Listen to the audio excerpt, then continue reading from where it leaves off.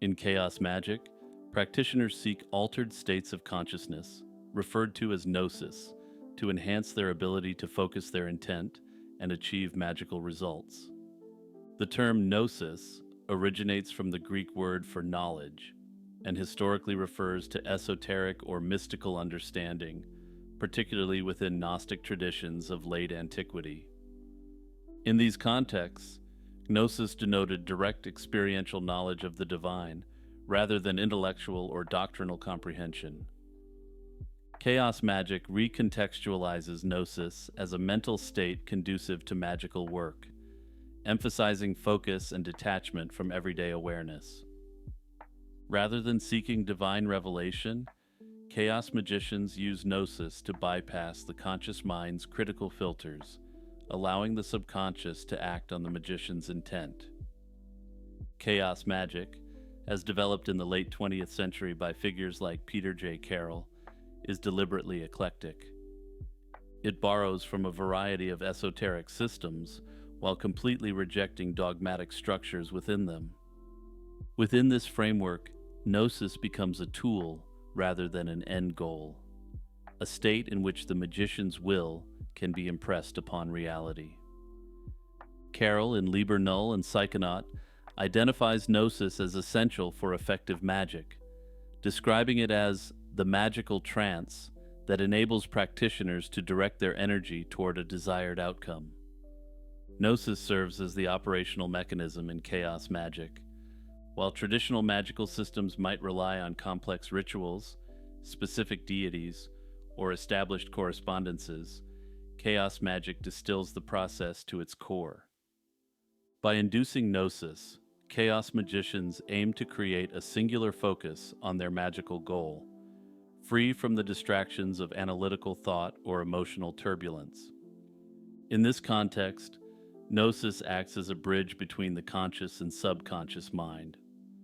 The conscious mind formulates the magical intent, but it's the subconscious that carries it out. Chaos magicians view the subconscious as the source of magical power, capable of influencing external reality when properly directed. Gnosis facilitates this by silencing the chatter of the conscious mind, creating a state of receptivity where the subconscious can fully absorb the magician's intent. Chaos magic employs a wide range of techniques to induce gnosis, broadly categorized into inhibitory and excitatory methods. Inhibitory methods aim to quiet the mind through practices that reduce sensory input or mental activity. Techniques such as meditation, breath control, and sensory deprivation are common inhibitory approaches. By calming the mind and body, these methods create a state of stillness and focus conducive to gnosis. Carroll emphasizes the utility of such techniques in chaos magic, noting their effectiveness in quieting the conscious mind and preparing the magician for magical work. Excitatory methods, on the other hand, involve heightened physical or emotional stimulation to achieve gnosis. Dancing, chanting, drumming, intimate activity, and even extreme physical exertion can all serve this purpose. These techniques rely on overwhelming the conscious mind with stimulation, leading to a state of trance-like focus. For example, the use of ecstatic dance has parallels in shamanic traditions, where it is employed to induce altered states of consciousness for spiritual purposes. Many chaos magicians advocate combining these methods to suit individual preferences and circumstances. After all, the adaptability of chaos magic is one of its defining features, allowing practitioners to experiment and find what works best for them.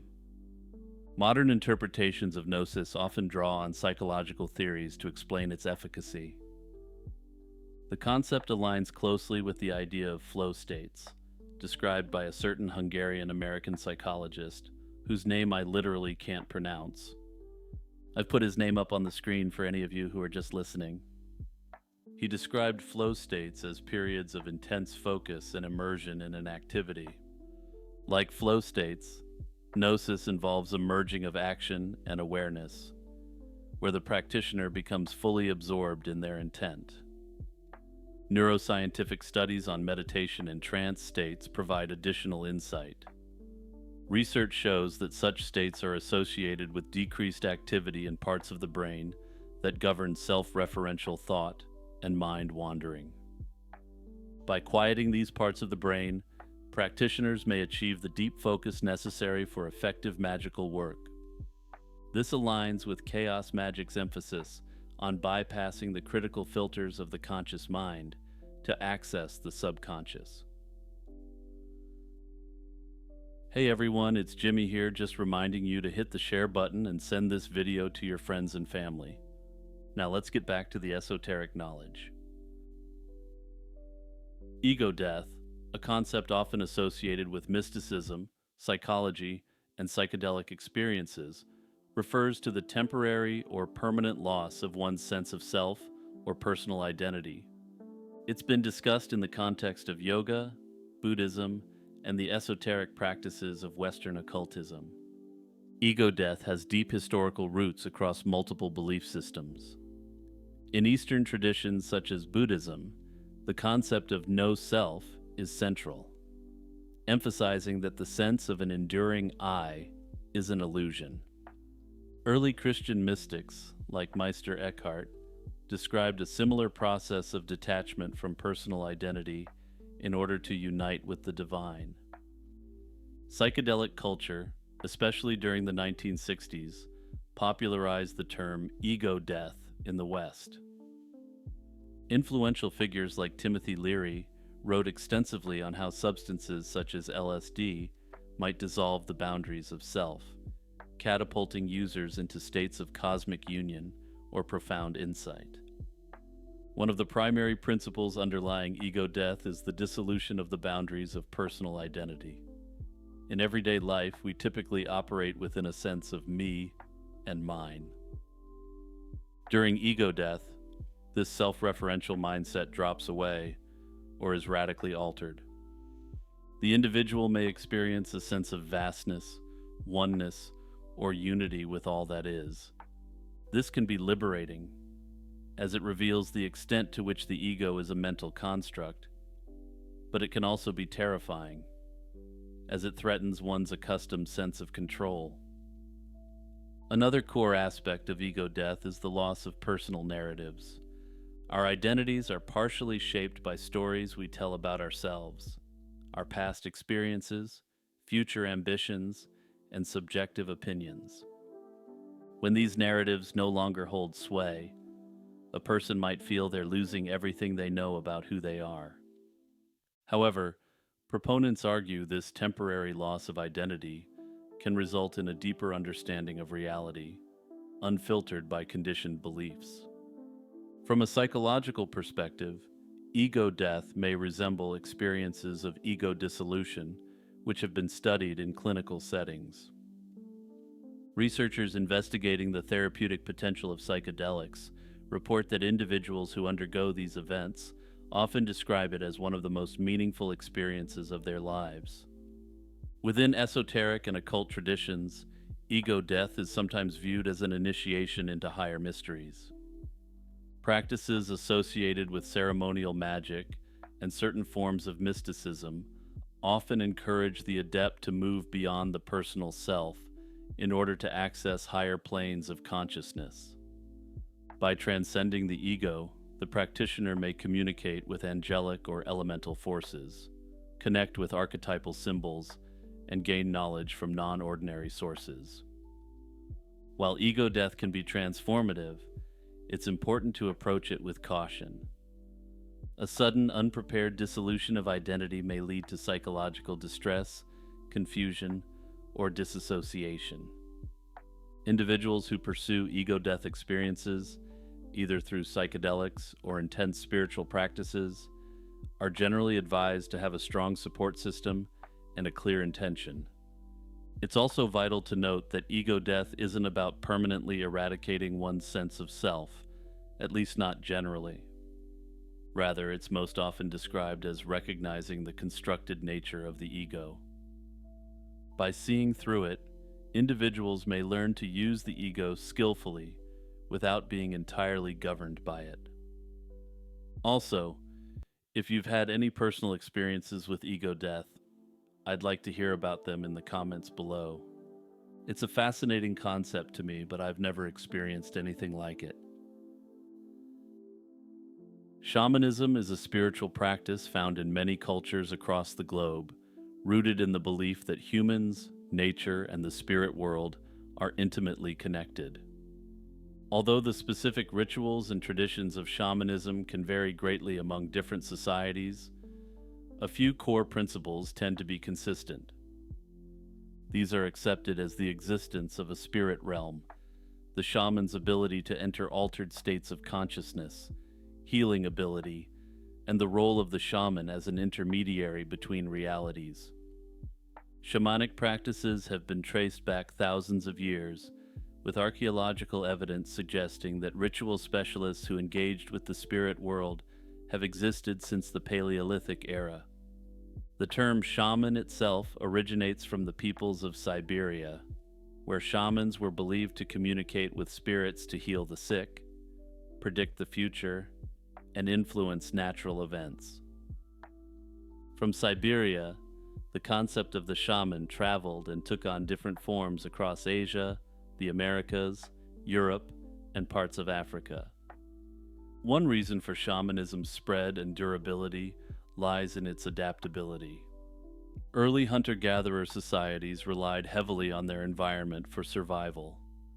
Scholars speculate that shamans, using their perceived ability to tap into occult knowledge, claimed to know where game would migrate and how to avoid natural disasters. As societies changed, shamanic practices were reshaped by agricultural shifts, interactions with neighboring cultures, and religious evolutions. Shamanism isn't generally a job one chooses. Instead, many communities believe the spirits themselves select the shaman.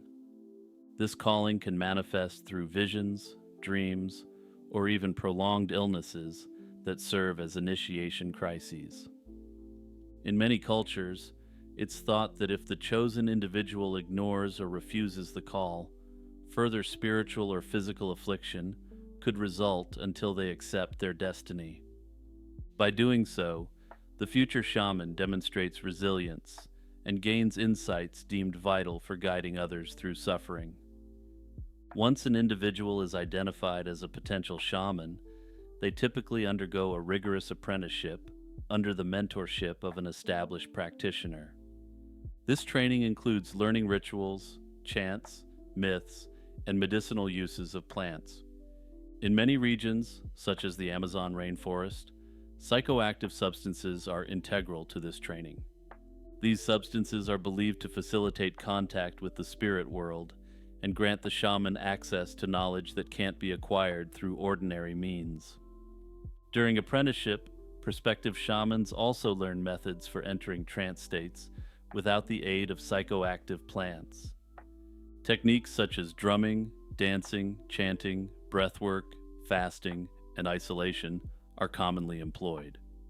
A defining characteristic of shamanism is the practitioner's ability to enter altered states of consciousness to interact with the spirit realm.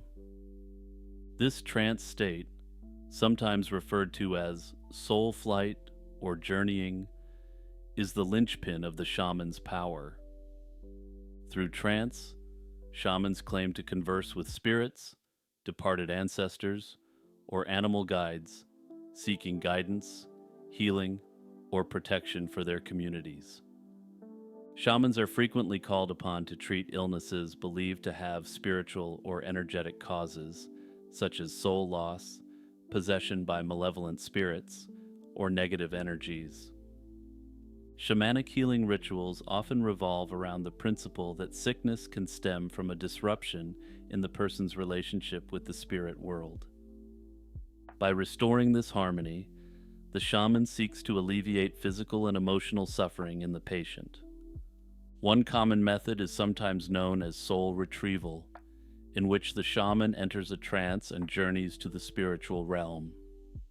In this realm, the shaman attempts to recover fragments of the patient's soul that are believed to have fled due to trauma or disease. Through chanting, drumming, and ritual actions, the shaman endeavors to reintegrate the lost parts into the individual's body and spirit. Afterward, the individual often participates in a series of ceremonies to solidify the healing and reestablish balance. Of course, shamanism has recently gained mainstream popularity, with trips being offered to destinations solely for the purposes of engaging in shamanic rites and rituals. Transcendental meditation is a mental technique that's gained global attention for its purported ability to relieve stress, promote relaxation, and enhance overall well-being. Transcendental meditation's popularity exploded in the 1960s and 1970s, largely because of famous practitioners such as the Beatles, who studied under Maharishi Mahesh Yogi.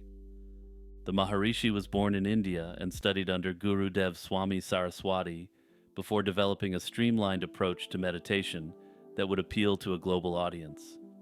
He believed that mental transformation could translate into societal and even global change, leading him to found the International Meditation Society in 1957. By the 1970s, transcendental meditation was being taught to hundreds of thousands of people across the United States, Europe, and other continents. Central to Maharishi's vision was the idea that one could access a fourth state of consciousness beyond waking, dreaming, and deep sleep by using a personalized mantra. He argued that this mantra would help the mind settle into a state of profound restfulness and heightened alertness. Although this approach has roots in ancient Indian spiritual practices, the form presented by Maharishi was adapted for modern lifestyles, emphasizing ease of practice and broad accessibility. The main concept behind TM is that the mind naturally seeks fulfillment or happiness. Proponents believe that, left to its own devices, the mind will gravitate toward deeper, more harmonious levels of awareness if given the chance. Transcendental meditation provides that chance by using a mantra, often a Sanskrit sound given by a certified teacher, which serves as a mental vehicle. During a session, the practitioner silently repeats the mantra, and if thoughts arise, they're not resisted, but gently acknowledged and replaced with the mantra. Another key principle is that meditation should feel effortless.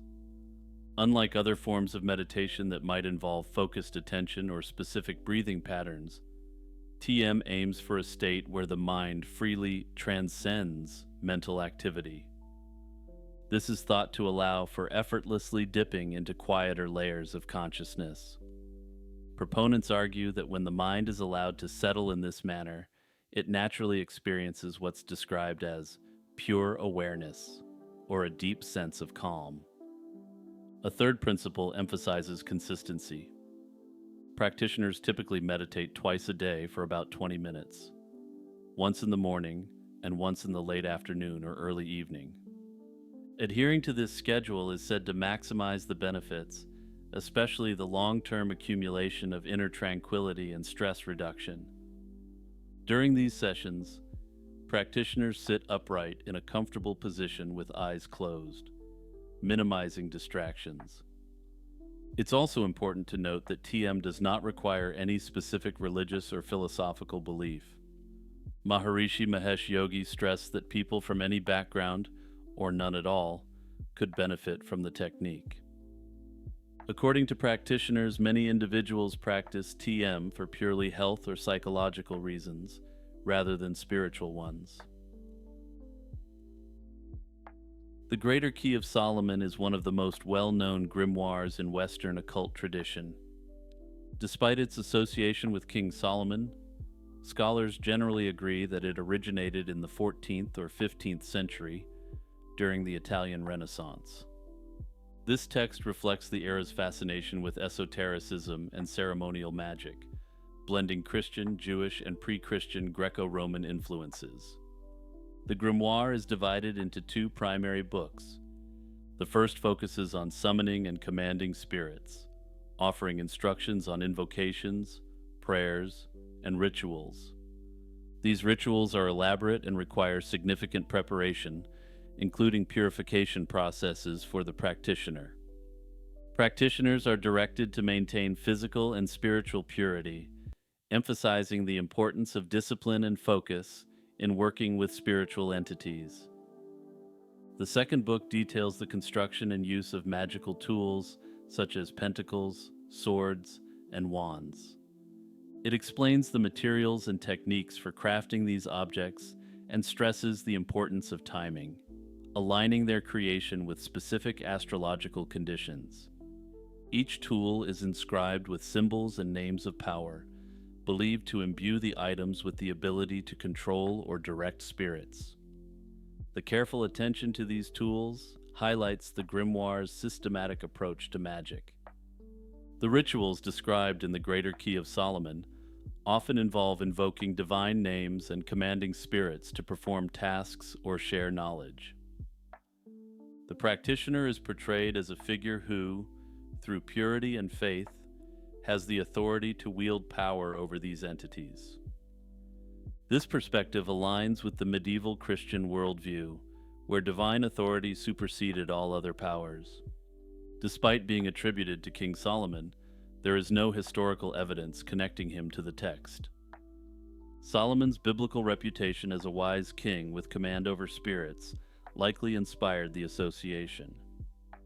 In Jewish folklore, Solomon is credited with controlling demons to build the temple in Jerusalem, a narrative that influenced later Christian magical traditions. By attributing the grimoire to Solomon, the authors lent it an air of authority and mystique. The text has survived in various manuscripts and translations. One of the most influential modern versions was translated by MacGregor Mathers, a member of the Hermetic Order of the Golden Dawn, in the late 19th century. Today, the text remains a key resource for ceremonial magicians and occult enthusiasts. In Gnostic traditions, Sophia, whose name means wisdom in Greek, is a central figure embodying both divine wisdom and the human soul's journey. She represents a feminine aspect of the divine, often depicted as the female counterpart of Jesus Christ, and is sometimes identified with the Holy Spirit.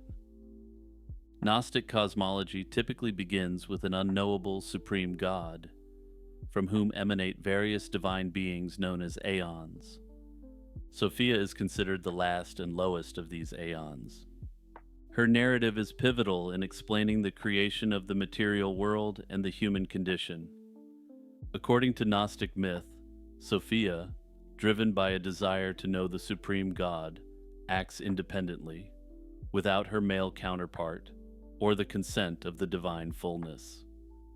This unauthorized action leads to her fall from the pleroma and results in the birth of a flawed being, the demiurge Yaldabaoth, often identified with the God of the Old Testament. The demiurge, ignorant of his origins, creates the material world, which is seen as a distorted reflection of the divine realm. Sophia's fall is not just a cosmic event, but also a reflection of the human soul's entrapment in the material world. Her story symbolizes the soul's descent into ignorance and its potential for redemption through gnosis, or esoteric knowledge. Gnostics believe that by attaining this knowledge, individuals can transcend the material realm and return to the divine source. The narrative of Sophia varies among different Gnostic sects. In most accounts, she is depicted as the mother of the demiurge, while in others, she is portrayed as a consort of her own creation. Despite these variations, her role as a mediator between the divine and material worlds remains consistent. Sophia's story also highlights the Gnostic view of the material world as inherently flawed. The creation of the world by the demiurge, a being born out of Sophia's error, underscores the belief that the physical realm is a deviation from the divine order. This perspective contrasts sharply with Orthodox Christian views. which see the material world as God's intentional and good creation.